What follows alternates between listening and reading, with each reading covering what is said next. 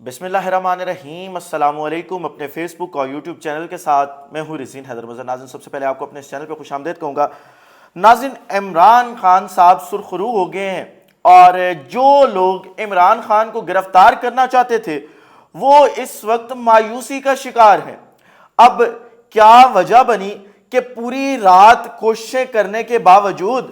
وہ تمام لوگ، وہ تمام حکومتی مہرے یا جو عالمی طاقتیں ہیں ان کے مہرے ہیں، وہ عمران خان کو گرفتار نہ کر سکے؟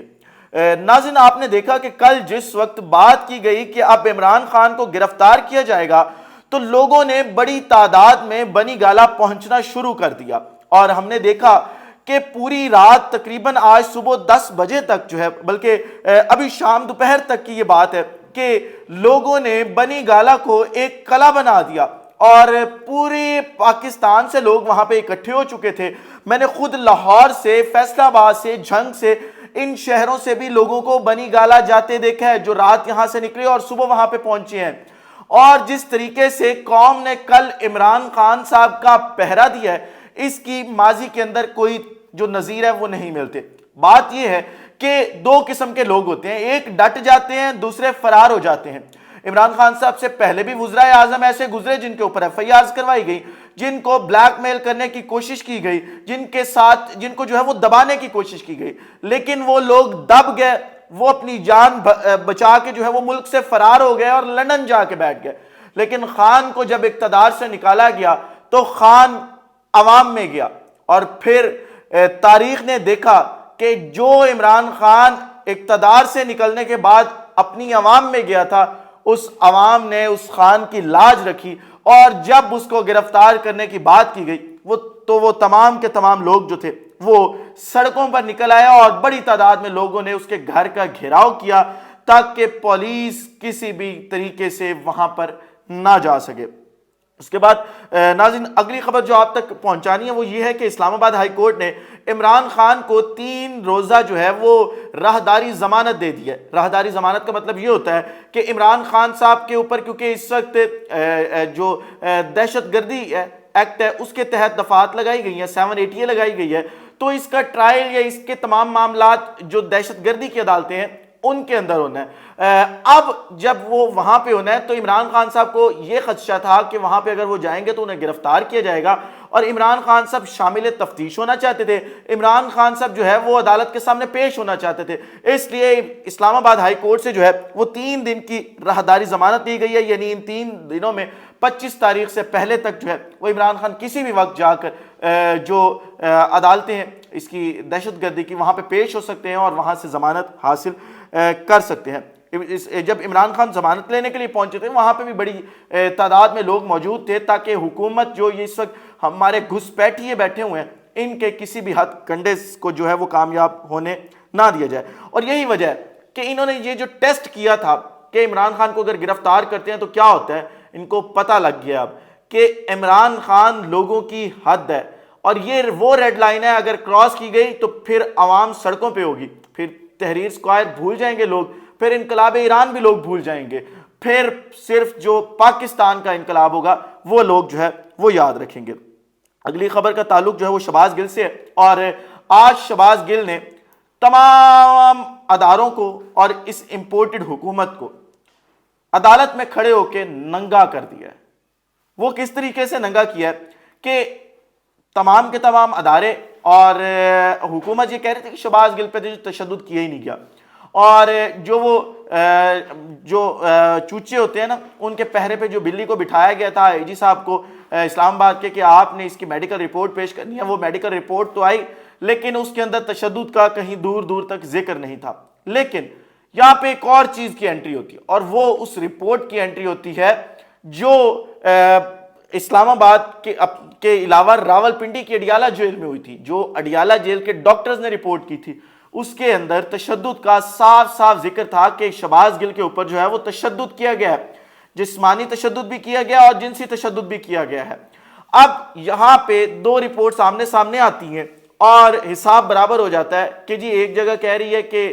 تشدد ہوا ہے، دوسری جگہ کہہ رہی ہے تشدد نہیں ہوا، اور جج کو بھی شاید یہ سمجھ آ رہی ہو کہ یہ چل کیا رہا ہے، کیونکہ اسلام آباد کی پولیس اب رانا ثناء اللہ جو کہ صرف اسلام آباد کے وزیر داخلہ ہیں، ان کی مرضی کے بغیر تو رپورٹ نہیں نہ دے سکتی، اور انہیں آئی جی بھی وہ شخص لگایا جو ان کا اپنا خاصم خاص بندہ ہے، تو جو بھی رپورٹ آنی تھی وہ ان کی مرضی سے آنی تھی۔ پھر وہاں پہ ایک انٹری ہوتی ہے اور وہ ہوتی ہے شہباز گل کے بیان کی۔ شہباز گل نے بیان دیا ہے جی، اپنا سٹیٹمنٹ ریکارڈ کروائی ہے عدالت کے اندر، آپ اپنی سکرین پہ اس وقت دیکھ سکتے ہیں یہ سٹیٹمنٹ، اور یہ وہ سٹیٹمنٹ ہے جس میں انہوں نے تمام اداروں کو ننگا کرتے ہیں۔ انہوں نے کہا کہ جی میرے پر تشدد کیا گیا، بار بار تشدد کیا گیا، اور ایک گھنٹے میں دو دفعہ تشدد کیا گیا، آدھا گھنٹہ مارا گیا مجھے، لگاتار دو گھنٹے مارا گیا مجھے۔ اور انہوں نے کہا کہ جی اب میری نظریں آپ پہ، جج صاحب کو کہا کہ مجھے صرف آپ بچا سکتے ہیں۔ وہاں پہ آج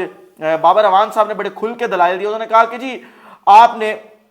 14 دن سے جسمانی ریمانڈ دیا ہوا ہے شہباز گل کا، ان کو پہلے آپ ایسا کریں کہ اس کو دوبارہ جسمانی ریمانڈ دینے کے بجائے سیدھا مار دیں۔ آپ یہی چاہتے ہیں کہ مارنا ہے شہباز گل کو، مار دیں۔ اگر آپ جسمانی ریمانڈ دیں گے تو وہ وہی کریں گے جو وہ پہلے کرتے آئے ہیں، وہ تو ہسپتال میں اس کے ساتھ زیادتی کر رہے تھے، وہ ڈیالہ جیل میں اس کے ساتھ زیادتی کرتے رہے ہیں، اور اس چیز کا کوئی ٹریک ریکارڈ بھی نہیں موجود کہ شہباز گل کو گرفتاری کے بعد کہاں کہاں لے کے جایا گیا۔ لیکن سوال یہاں پہ پیدا ہوتا ہے کہ ایک ملزم جو کہہ رہا ہے کہ مجھے انہوں نے مارا، انہوں نے میرے ساتھ زیادتی کی، اور سٹیٹمنٹ اپنی عدالت کے روبرو جو ہے وہ ریکارڈ کروائی، اور اس کے باوجود عدالت نے اس کا 2 روزہ جسمانی ریمانڈ دے دیا۔ یہ سوالیہ نشان ہے ہمارے اس پورے کے پورے سسٹم پر کہ ایک شخص کہہ رہا ہے کہ میرے ساتھ تشدد ہوا ہے، مجھے اگر یہ دوبارہ لے گئے تو میرے پر تشدد کریں گے، اور جج کہہ رہا ہے ٹھیک ہے آپ اس کا ریمانڈ دے دیں، 2 دن کا مزید ریمانڈ ہم نے آپ کو دے دیا۔ کہاں گئے وہ تمام انسانیت کے علم بردار لوگ، انسانی حقوق کے علم بردار لوگ جو بڑے بڑے بڑکے مارا کرتے تھے اور دعوے کیا کرتے تھے کہ ہم انسانی حقوق کے علم بردار ہیں؟ اگلی خبر آپ کے سامنے جو رکھنی ہے وہ جمیل فاروقی کے حوالے سے۔ جمیل فاروقی ایک اینکر ہیں، آپ کو پتہ ہے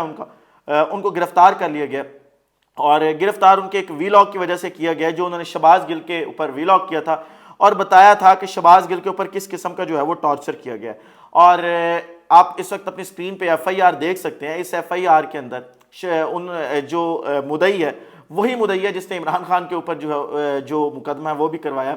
تو وہ کہتا ہے کہ جی اس ویلاگ کے اندر جمیل فاروقی نے یہ کہا جی کہ جو شہباز گل ہے اس کے اوپر تشدد کیا گیا اور الزامات لگائے گئے، اور جس طریقے کا تشدد کہہ رہے ہیں کہ کیا گیا ہے یہ بڑا سیریس قسم کا تشدد ہے، ایسا ہو نہیں سکتا۔ اب میں آپ کو بڑی مزے کی بات بتاتا ہوں، جو یہ تشدد کی بات کی ہے جمیل فاروقی نے، یہی سیم سٹوری میرے سورس نے بھی میرے تک پہنچائی تھی، اور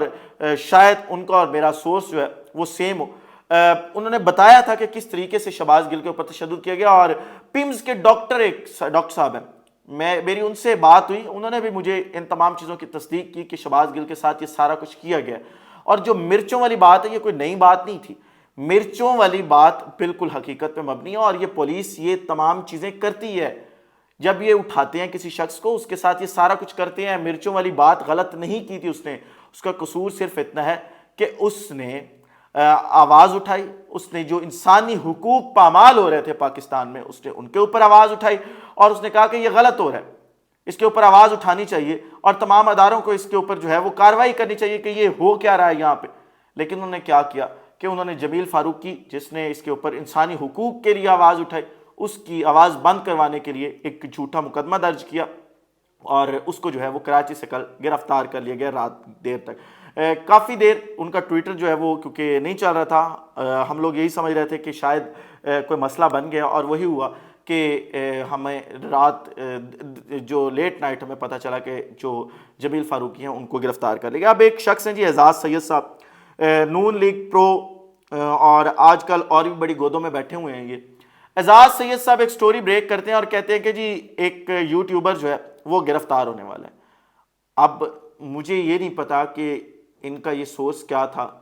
یہ کس طریقے سے اس گرفتاری میں ملوث ہیں، یا اس گرفتاری جو ہوئی ہے جمیل فاروقی کی اس کے اندر ان کا کتنا کردار ہے، کیونکہ ان کی گرفتاری سے تقریباً 3 سے 4 گھنٹے پہلے جو ہے وہ انہوں نے